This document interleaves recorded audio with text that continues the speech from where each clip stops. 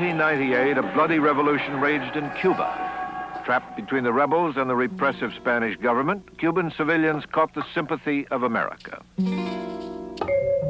President McKinley was under great pressure to intervene on behalf of the beleaguered Cubans.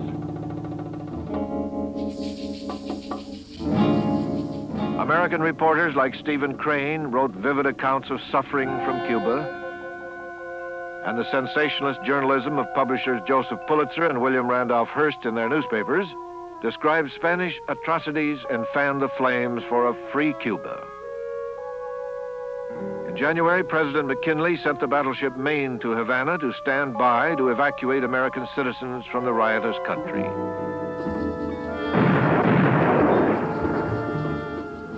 On February 15, the Maine was blown up, killing 260 American sailors.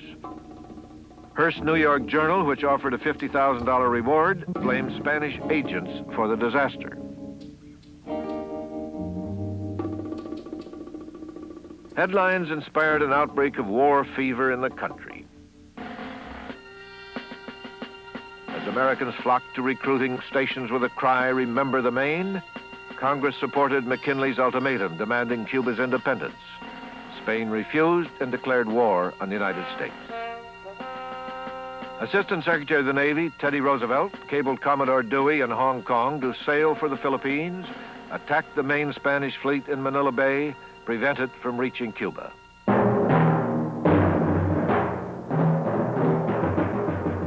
Dewey destroyed the Spanish fleet. In America, eager volunteers crowded into military training camps. Even that hater of war, William Jennings Bryan, enlisted in the National Guard.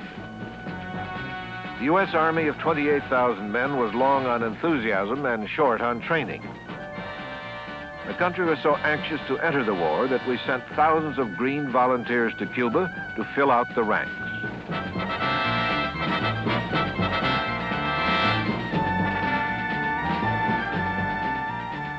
Teddy Roosevelt resigned from the government and became an instant national hero when he led his famous Rough Riders up Kettle Hill, a battle called mistakenly in history books as San Juan Hill. Within 4 months, the United States easily defeated Spain, established Cuba's independence, and acquired a number of Spanish colonies, the Philippines, Guam, Puerto Rico. Spain signed a peace treaty protesting, "This demand strips us of a glorious past and expels us from the Western Hemisphere, which became civilized through the proud deeds of our ancestors."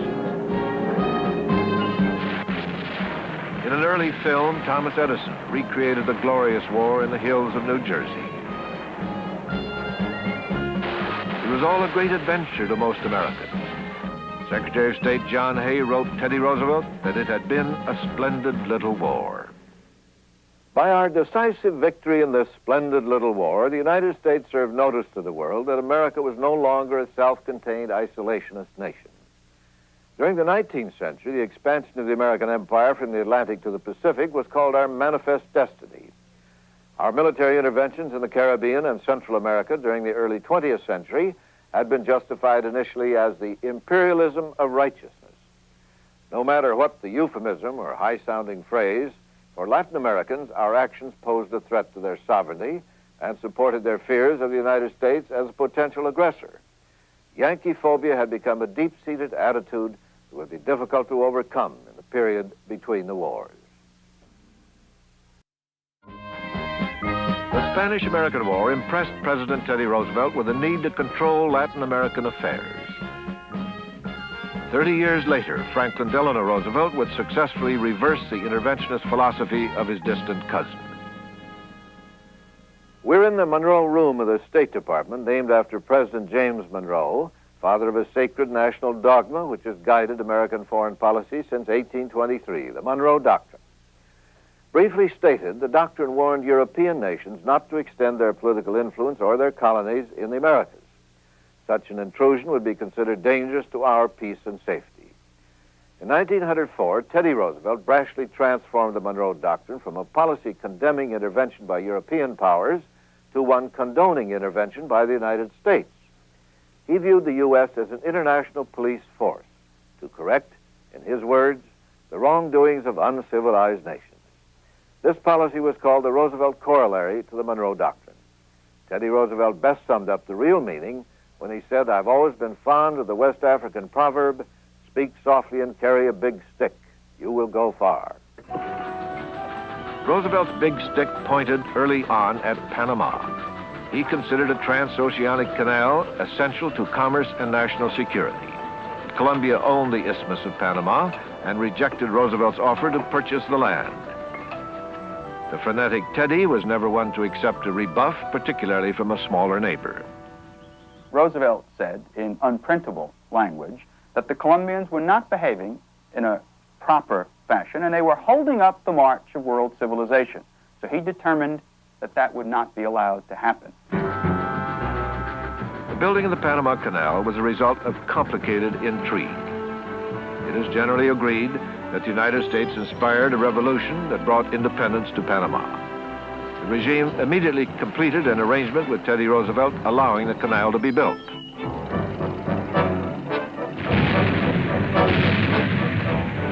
Roosevelt personally visited Panama, becoming the first American president to leave the country while in office. Of his devious methods, he later boasted, "I took the isthmus, started the canal, and then left Congress not to debate the canal, but to debate me."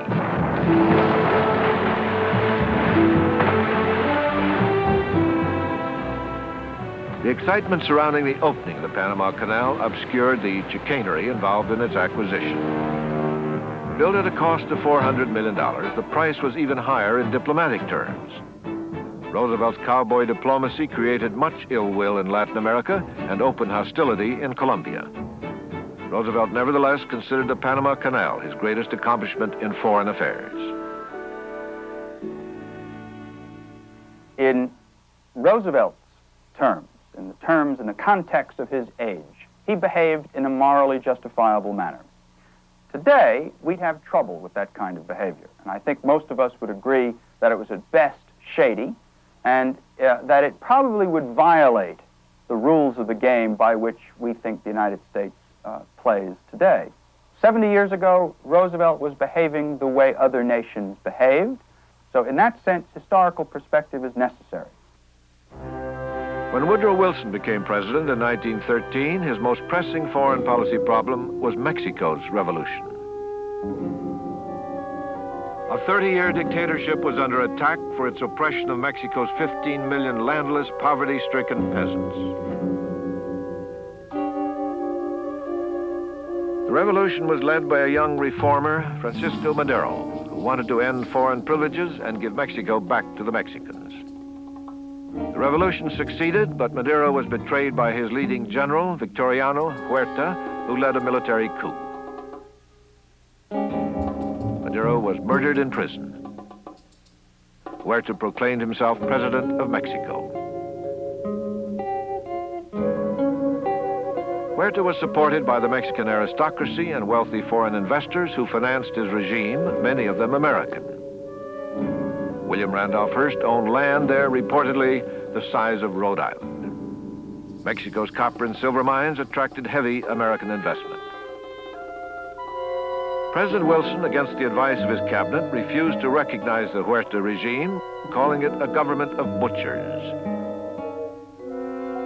Wilson alone determined to intervene in Mexico and used the arrest of a few American sailors as an excuse.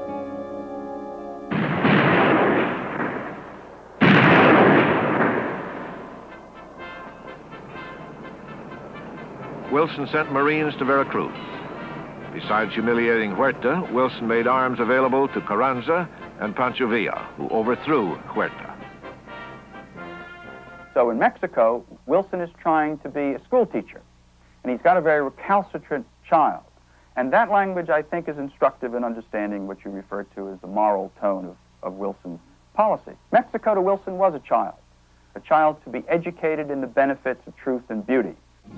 The United States recognized the regime of Carranza, a socialist who believed in reform, but Carranza did not act quickly enough for two of his followers, Pancho Villa and Emiliano Zapata. Pancho Villa staged a raid on the border town of Columbus, New Mexico in March 1916, killing 17 Americans and burning the town.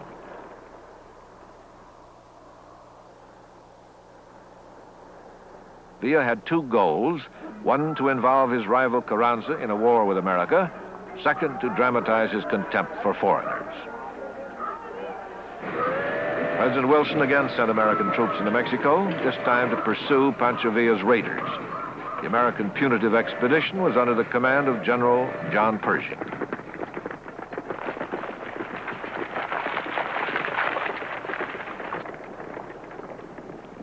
Villa proved as elusive as a scarlet pimpernel, constantly provoking the Americans with skirmishes and demonstrating how ill-prepared they were for war. As the expedition penetrated deeper into Mexico, American troops clashed with Mexican federal troops. Villa had succeeded.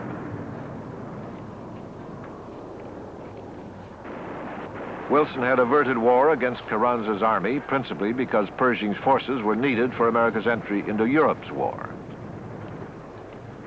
The broadened concept of national security that comes out of the First World War, our preoccupation with means of communication, with fuel and petroleum, with bank loans, with finance capital, in other words, provide other means for interaction with and potential control over other nations.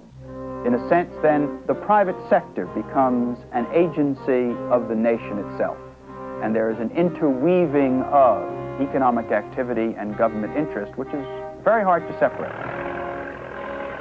Peace, prosperity, and a reliance on dollar-based diplomacy eased the tensions between the U.S. and her Latin American neighbors. In 1921, dedication ceremonies in New York City honoring Simón Bolívar symbolized improved relations under President Harding. With Senate approval, Harding ordered a $25 million payment to Colombia, long-delayed compensation for Roosevelt's acquisition of the Panama Canal, a proposal first made by Woodrow Wilson. Good intentions notwithstanding, American troops were a visible presence protecting U.S. interests and keeping order in at least 4 Latin American countries. In 1925, President Calvin Coolidge pulled U.S. troops out of Nicaragua, but a new revolt soon broke out. Nicaragua, the classic banana republic, had been an American protectorate since 1912. Its location at the heart of the Isthmus of Central America made it of strategic importance to the U.S. In 1927, rebel insurgents supplied with arms from Mexico started another revolution. Secretary of State Frank Kellogg accused Mexico of planning a communist takeover of Nicaragua. He sent in 5,000 Marines to protect American lives and property.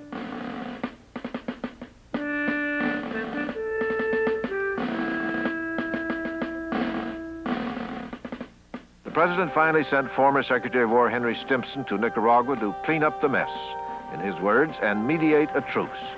With a force of troops behind him, Stimson persuaded both sides to lay down their weapons and submit to an American-supervised election. As stability returned to Nicaragua, a major crisis was developing in Mexico. American border towns were overrun by Mexican refugees fleeing the edicts of President Plutarco Calles. An iron-willed reformer, Calles launched violent attacks on the Catholic Church and foreign landowners. He deported priests, closed church schools and convents. Calles expropriated American oil holdings and threatened to return all oil and mineral rights to Mexican ownership. American oil companies demanded armed intervention. Calvin Coolidge appointed his former Amherst College classmate, Dwight Morrow, ambassador to Mexico. For Morrow, a successful businessman unschooled in diplomacy, the instructions were, keep us out of war.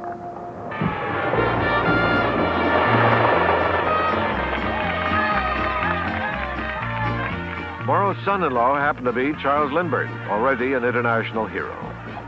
Lucky Lindy, at Morrow's request, flew non-stop from Washington to Mexico City.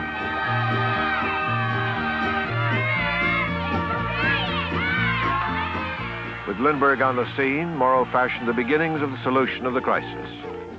Morrow's sense of tact in his friendly approach produced immediate results.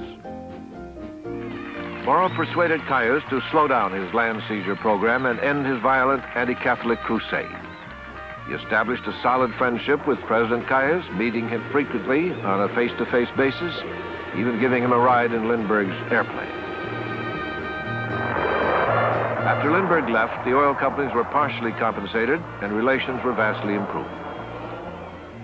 By the end of the 20s, you have a growing conviction that the United States cannot, and some even say ought not, to teach democracy to nations in the hemisphere if they don't want to learn, nor to force American-style economic development on them if they don't want it. And this is the beginning of what we later call the good neighbor policy.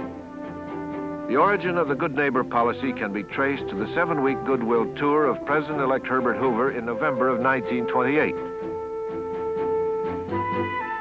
Hoover repudiated the detested Roosevelt corollary to the Monroe Doctrine, which justified intervention. During his administration, 50 revolutions took place in Latin America, but the United States did not intervene in any of them. In fact, Hoover actually withdrew American troops from Latin America, saying, "I have no desire for representation abroad through our military forces."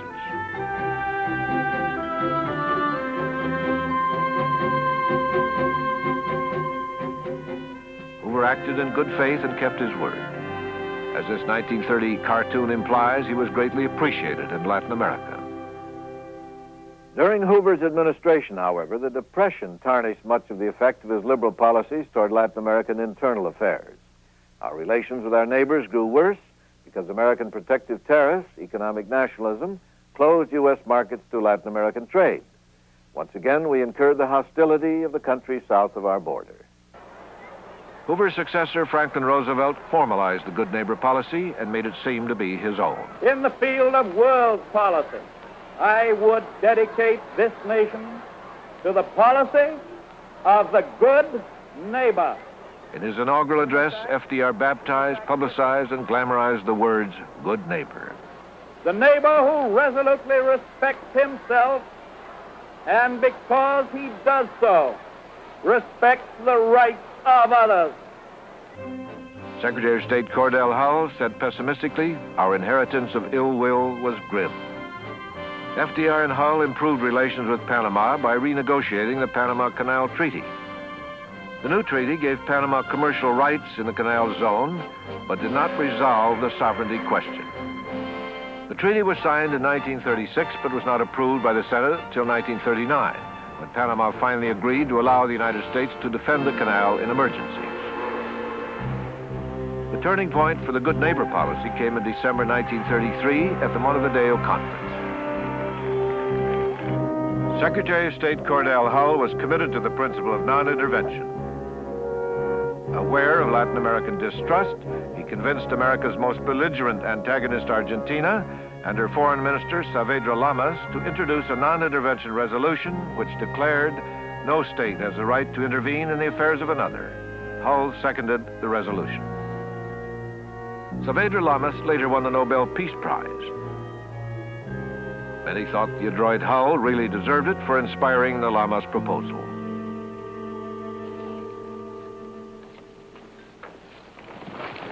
Argentina, with a large German population, had become increasingly sympathetic to Hitler's Nazi regime. Hostility towards America had long smoldered over U.S. trade policies. Argentina's main exports, grain and beef, were not allowed into the United States. The country turned toward European markets, Italy, Spain, Germany, and was ripe for fascist and Nazi infiltration.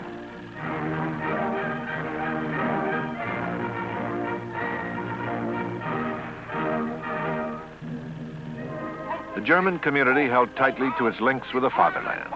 The pervasive influence of Nazism in Latin America deeply concerned the Roosevelt administration, particularly in Argentina. November 1936, FDR endures a 7,000-mile, 2-week trip at sea to attend his special conference for peace in Buenos Aires. Roosevelt reaffirmed our commitment to non-intervention and called for continental solidarity to face the threat of war in Europe. This is no conference to form alliances, to partition countries, to deal with human beings as though they were pawns in a game of chance. Our purpose, under happy auspices, is to secure the continuance of the blessings of peace. Beyond the ocean, We see continents rent asunder by old hatreds and new fanaticisms. Can we, the republics of the New World, help the Old World to avert the catastrophe that impends? Yes, I am confident that we can.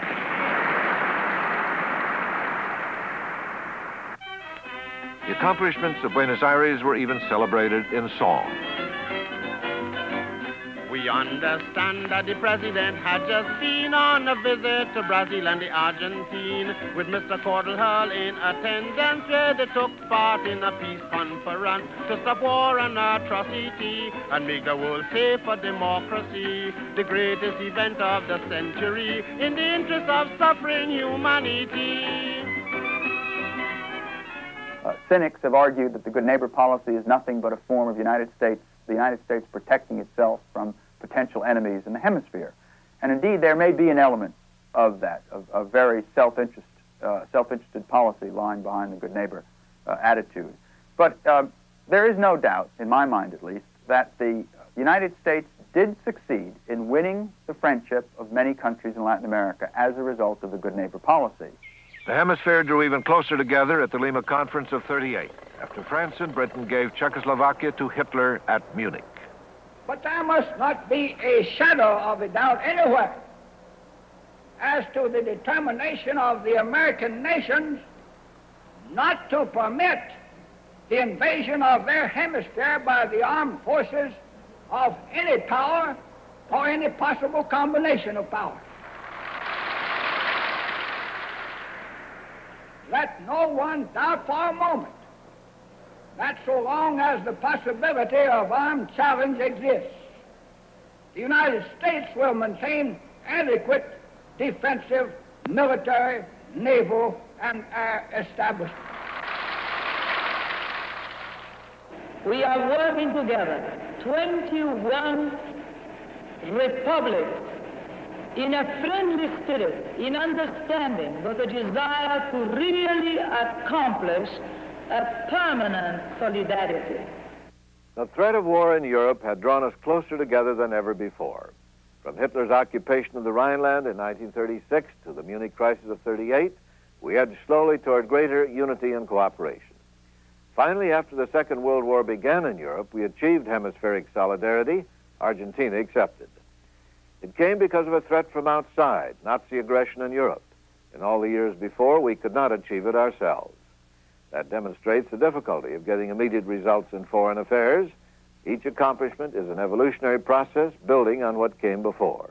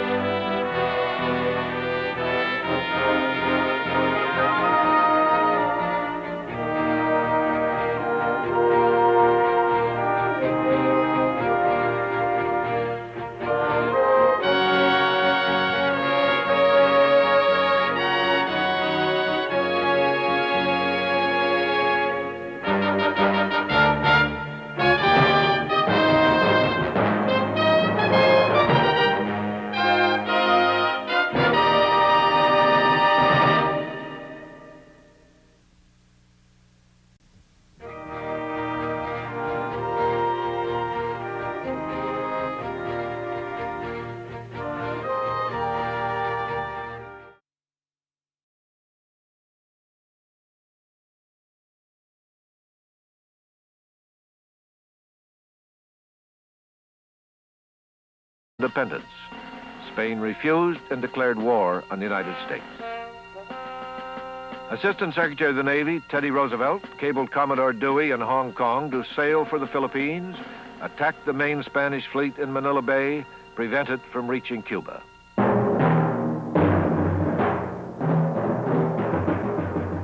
Dewey destroyed the Spanish fleet. In America, eager volunteers crowded into military training camps. Even that hater of war, William Jennings Bryan, enlisted in the National Guard. The U.S. Army of 28,000 men was long on enthusiasm and short on training.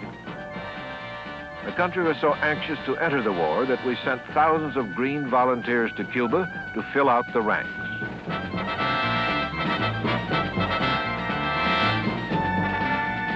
Great adventure to most Americans. Secretary of State John Hay wrote Teddy Roosevelt that it had been a splendid little war. By our decisive victory in this splendid little war, the United States served notice to the world that America was no longer a self-contained isolationist nation. During the 19th century, the expansion of the American empire from the Atlantic to the Pacific was called our manifest destiny. Our military interventions in the Caribbean and Central America during the early 20th century had been justified initially as the imperialism of righteousness. No matter what the euphemism or high-sounding phrase, for Latin Americans, our actions posed a threat to their sovereignty and supported their fears of the United States as a potential aggressor. Yankee phobia had become a deep-seated attitude that would be difficult to overcome in the period between the wars.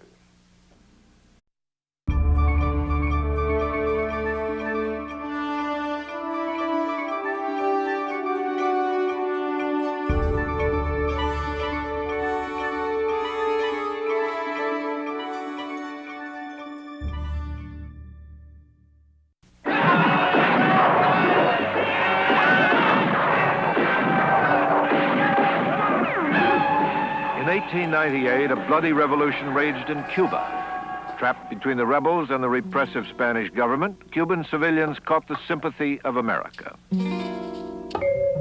President McKinley was under great pressure to intervene on behalf of the beleaguered Cubans. American reporters like Stephen Crane wrote vivid accounts of suffering from Cuba, and the sensationalist journal Teddy Roosevelt resigned from the government and became an instant national hero when he led his famous Rough Riders up Kettle Hill, a battle called mistakenly in history books as San Juan Hill.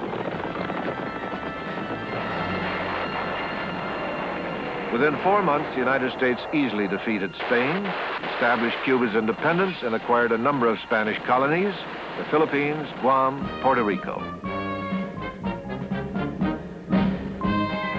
Spain signed a peace treaty protesting, "This demand strips us of a glorious past and expels us from the Western Hemisphere, which became civilized through the proud deeds of our ancestors."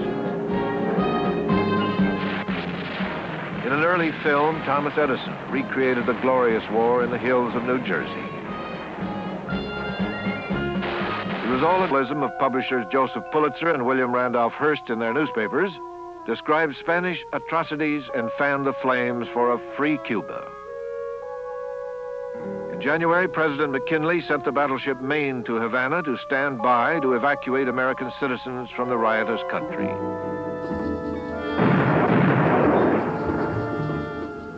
On February 15, the Maine was blown up, killing 260 American sailors.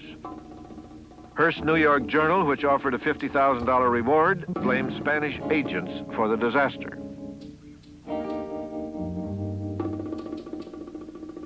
Headlines inspired an outbreak of war fever in the country. As Americans flocked to recruiting stations with a cry, "Remember the Maine," Congress supported McKinley's ultimatum demanding Cuba's